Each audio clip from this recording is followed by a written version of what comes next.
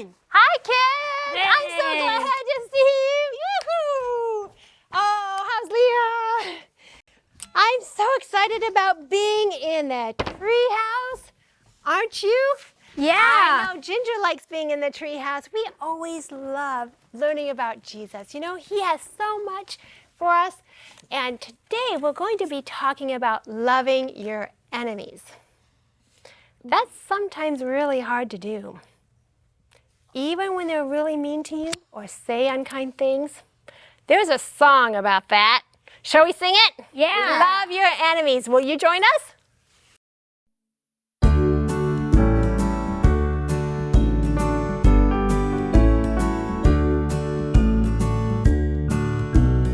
Love your enemies. Pray for those who hurt you. Love your enemies, that you may be kids of God. Love your enemies. Pray for those who hurt you. Love your enemies, that you may be kids of God. That you may be kids of God. We want to be children of God and kids of God, don't you? You know, back in the Bible times, Jesus knew that some of the people were really being enemies, especially some of the soldiers, because those soldiers would do harsh things and were not very thoughtful, because even when they were traveling and carrying things up the mountain, they would force other people, their enemies, to work and carry their stuff up the mountain. Or other times, they would even slap them on the face like a backhand, and that was really disrespectful, saying that, hey, you're a slave, you're worth nothing. That's kind of like when you say, nah, you know, you do that. rude. It's very rude. And so Jesus understood that that was what was happening and that they needed to show love your enemies. Now, that's not an easy thing to do. Now, we won't admit that we have enemies sometimes. But I know all of us have taken turns having somebody being mean to us, right? Yeah. Yeah. And then how you react on that, what kind of things do you have to do in spite of them being mean? What do you have to do? Love them. Love them. Not just be nice to them, but to love them? Oh, isn't that going a little too far? Huh? How do you change your heart or the picture that you see of Jesus so that you can actually love your enemy? Pray. Read the Bible. Read the Bible. You need to internalize Jesus more and more, because he says even that we need to be able to turn the other cheek. Now, does that mean we should let a friend hit us on the cheek and then give him the other cheek and hit you again too on the other side? No. Hopefully not physically, but Jesus was more interested in your attitude and your character. That's what it means. He's saying, you know, it's better that you don't even fight back. Did Jesus fight back later on in his life? No, never. He was quiet. He didn't even say a word. And that's exactly what it means. Turn the other cheek doesn't mean necessarily to let somebody hurt you, especially physically. Okay? It's important to tell an adult. But he's talking about don't even fight back or retaliate, because it is better that you don't even retaliate, because that only brings what? More. More wars. And that's why we have wars, isn't it? Because we don't understand. We don't pray for our enemies. We don't love our enemies. And that's exactly what Jesus was talking about. We need to show that love for our enemies even. Not just our friends. It's easy to like our friends, but to love your enemies, that takes some extra. There's none for Bob. Okay, that's all right. Let's look at our Bible scene. Let's see. I would like to see this one. I wonder what's happening in this story. You have heard that it was said, an eye for an eye and a tooth for a tooth. But I tell you to not resist an evil person. If one slaps you on the right cheek, give them the other cheek also. Ha! Can you believe this guy? How pathetic. Who would even listen to something like this? Well, I've been around these people for many years. They believe these teachings with all their heart. Well, I'm not buying into it. Most of this doesn't even make sense anyways. Well, if it isn't the village thief. We don't want any trouble here. We're just trying to listen to Jesus. To just listen to Jesus or to find some more items to steal? The items were found in his house. I have nothing to do with it. And what about your family there? What do they have to hide? Enough, just let us be. What'd you say? Enough, soldier. Commander, Just I go didn't... away. We'll discuss this later. Daddy, you have to help him.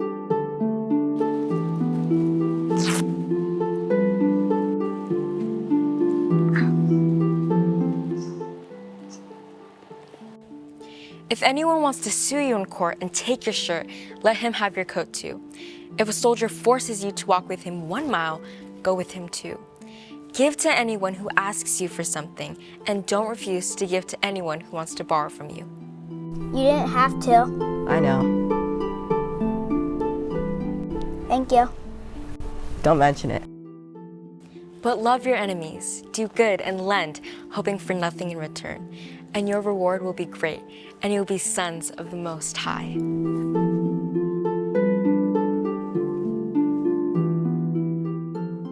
So when you love your enemies, you really do have to go the second mile, right? Yeah. Yeah, and how do you go the second mile if somebody's saying some mean words to you? What would you do? Say something kind back. Say something kind back, maybe give a compliment. That's really hard to do. Or if you see somebody in need, what are you supposed to do? Help them. Help them, regardless if they deserve it or not.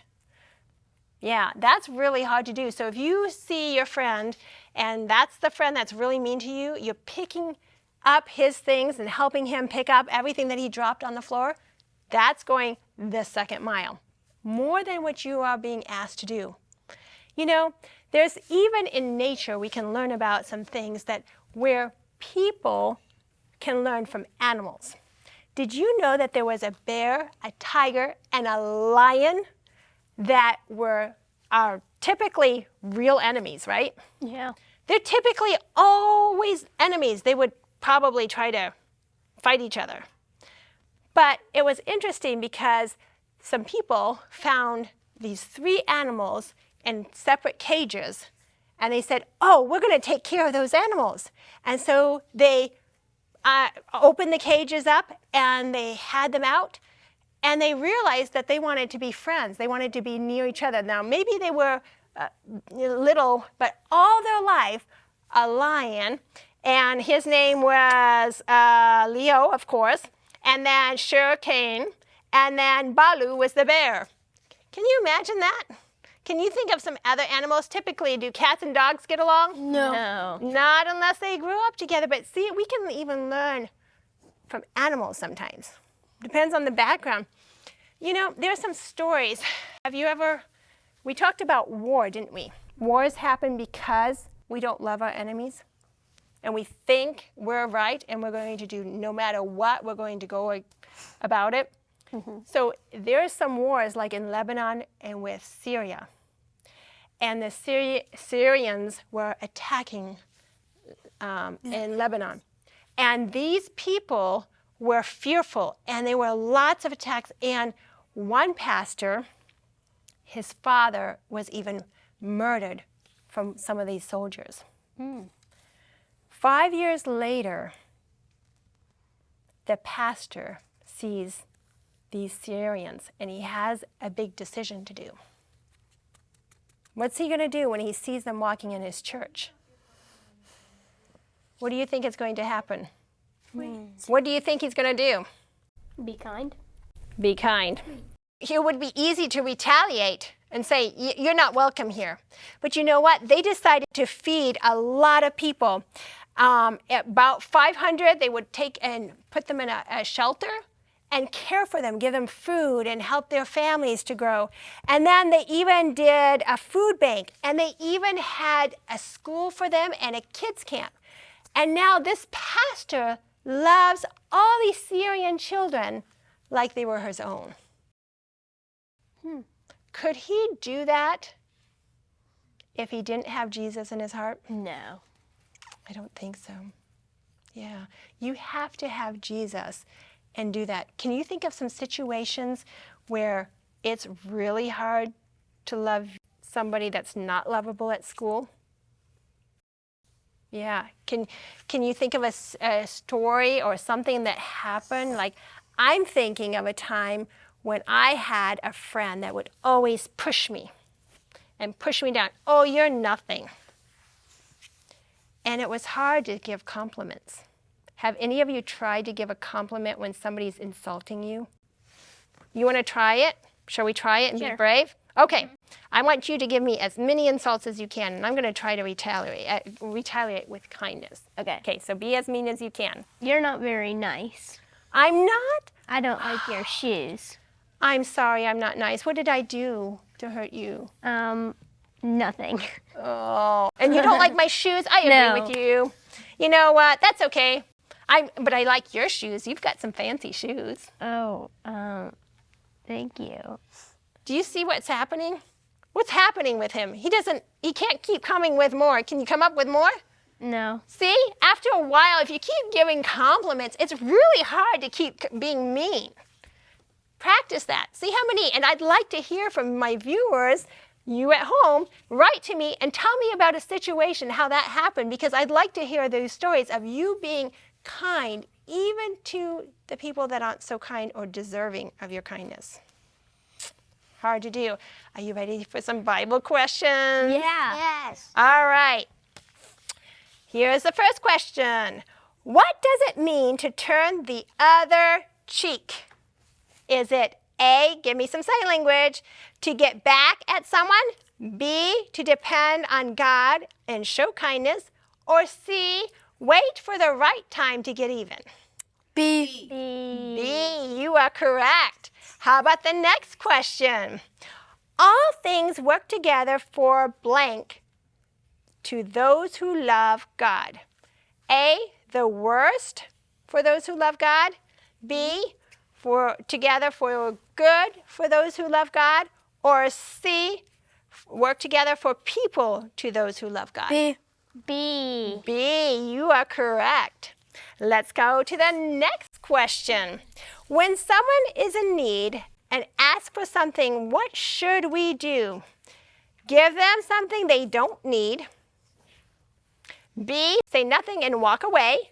Or C, give equally according to their need. C. So when you find somebody in need, what are we going to do? C. Find that need Yeah. and help them in any which way you can, right? Because that is showing the love of Jesus.